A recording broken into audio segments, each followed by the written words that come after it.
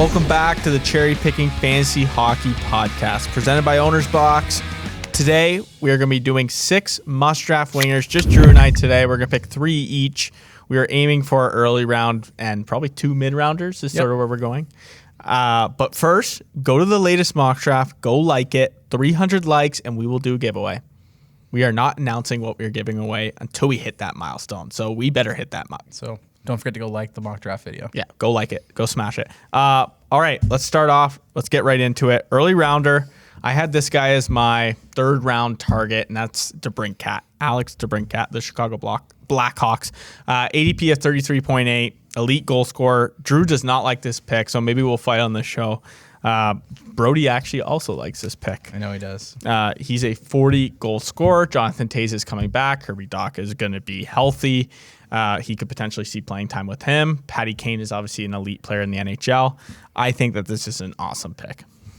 I don't like it. I said it on the last episode. I don't like guys whose points are created by other players because if Patty Kane gets hurt, how many goals is DeBrincat actually going to get? How good of an individual player actually is DeBrincat? So I don't love it with the 3rd round ADP. I don't feel like it's a safe pick.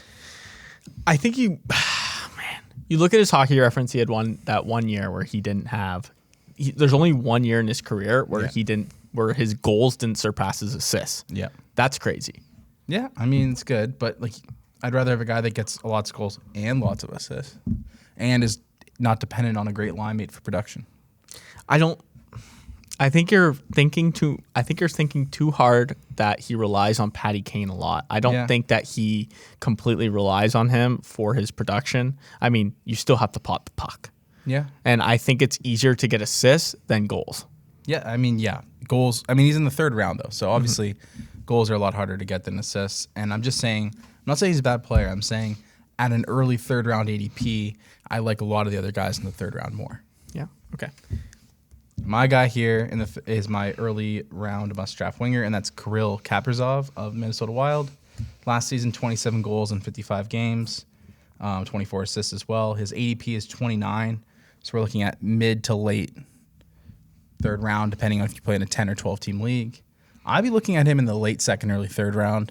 Again, I think he's an elite player. I am a bit worried about the line mates, but overall, he's the best player on the team. He's a great individual player. Could score 40, 45, maybe even 50 goals this year if everything goes right. He's better than Gensel and DeBrincat as an individual player. He drives the play. I think he takes it to the next level this season. A lot of people think that Kaprizov is going to bring it to the next level this year, and I'm one of the guys who is staying away from this player. I'm worried about that floor and how high that floor is for a 2nd or 3rd round pick, like you said. Yeah. Like his line mates aren't going to be very good. Yeah. That Minnesota Wild team isn't going to be very good. They made the playoffs last year, obviously, but I think they're actually a worse team than last year. I don't know. They're bringing in Rossi and Boldy.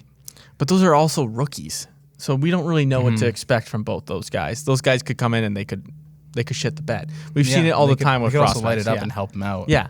But how much could they actually, like, I think there's a very low floor, and then there's a very, I guess you could say, there is a high ceiling, but the ceiling isn't like extremely high. These are still rookies, right? It's not the safest pick. It's not a safe, like DeBrincat's probably a safer pick, but I think Kaprizov is someone who could be worth a 1st round value that's going in the 3rd round. I don't think there's any world where DeBrincat ends up returning any more value than an early 3rd round pick. I think I'm taking the safer route, and you're taking the riskier route. That's the way it is in this 3rd round for us. So I guess for the high-end must-draft winger. Yeah, I think it also depends, like you said, who you draft in the 1st round, because if you take a riskier guy in the 1st round, maybe you want to go with DeBrincat in the 3rd. But if you take a safer guy in the 1st, you might want to go with Kaprizov in the 3rd or 2nd. Yeah. All right, so now we'll get into the fun stuff. We're going to pick some mid-rounders here. So these are guys who can really outperform their ADPs, and that's Vladimir Tarasenko for me. Some guy that hasn't been talked about much, had that contract. I guess he wanted to leave St. Louis. Yep.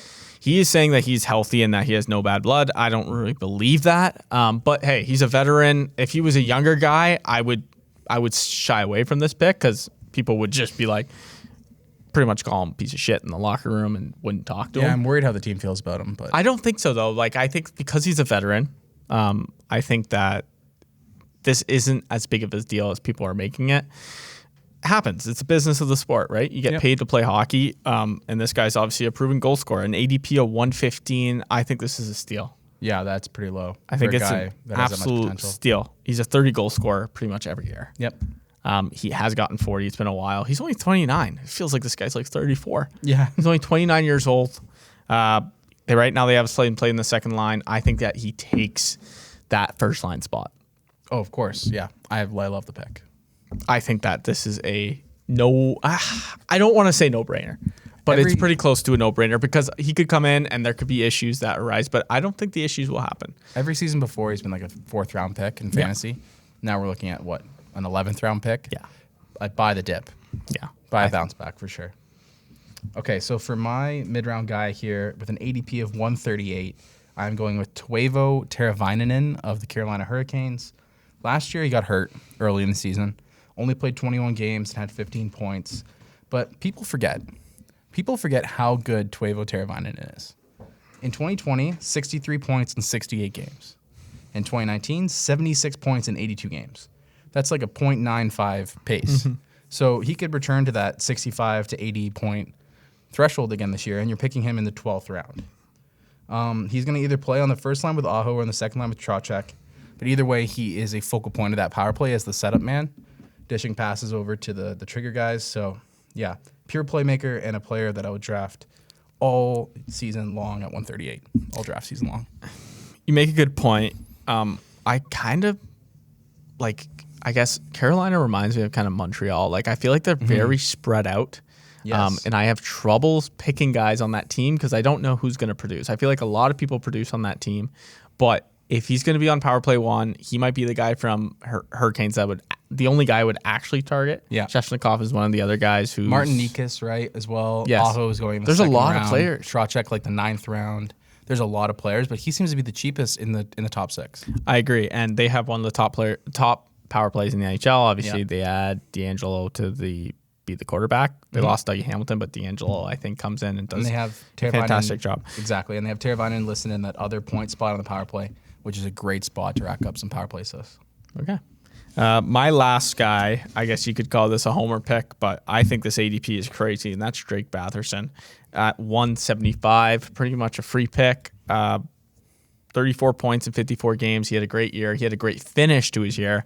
I think that's the biggest thing. He was struggling early on in the year, and people were like, he just couldn't score. Yeah. Sens were really playing with those lines. Dadonov was kind of holding them back because obviously they were trying to force Dadonov, be the guy on the power play, and he just wasn't. They took him off the power play, put Batherson. Batherson is going to play on line 1 with Brady Tkachuk. I think that this could be, he's going to take a step forward this year and smash this ADP. He's been a popular pick in general. There has been a lot of buzz. I know in our Dynasty draft, he went pretty early. But I think I saw a set of rankings that had him in the top 90. It was 85th overall. So this ADP, maybe it's not very accurate for when he's actually going in drafts, but if it is, then I'm definitely targeting him late in drafts. I like it a lot. Mm-hmm. I think that Ottawa is a rebuilding team that could, I guess, make a run at a last playoff spot sort of thing this year. And I think that any guy who's going to play power play 1 and line 1 at this ADP. What I was about to say. I mean, and also with Norris and Tkachuk, it's not the worst first line, and at that ADP, it's a great pick. Yep. Love it. Got another guy at a very similar ADP for my late round must draft at winger. It is Oliver Bjorkstrand at ADP 174. In 2021, 18 goals, 26 assists in 56 games. Only 6 points on the power play. So he scores a lot in even strength. But I kind of think people are missing, maybe because he plays for Columbus, maybe because he's not a household name, that he's broken out over the last 2 seasons. The year before, he had 21 goals and 36 points in 49 games. Mm-hmm. So and only 3 of those were on the power play. Only 3 of those points. So I think great even strength player. Going to be on the power play this year. Should be a bit better now with Voracek on it. Offensive leader for the Blue Jackets. I think we could be in for a 30-goal season from Bjorkstrand this year. And again, he's a free pick, like you said, at 175. And he'll be a household name this time next year, I believe. Yeah, I think Torts was playing games, mixing those lines up. And I remember when they had him on line 1 for a bit and he was tearing it up. Yeah. And then it was out of nowhere, they decided to move him down to line 3. And everyone in fantasy was confused because his production was really high, and he was a very popular waiver wire pickup. Obviously, now Torts is gone. The assistant coach takes over. It'll be interesting if he kind of takes in that same philosophy. I don't think so. I think that he's going to keep the lines pretty similar. Torts, I don't know what goes through that guy's head, but great coach, great guy. But some of the stuff he does gives your head a shake. But this guy is obviously gifted offensively, and when you're putting up even strength points like that, you're bound to be good on the power play. Yeah, once they get him on that power play, and he is now with Cam Atkinson in Philadelphia. Voracek's left winger. Bjorkstrand's kind of their top right winger now. I completely agree with your point about Tortorella playing games. It'd be interesting to see if that assistant coach also runs the same system or if he brings in his own philosophy.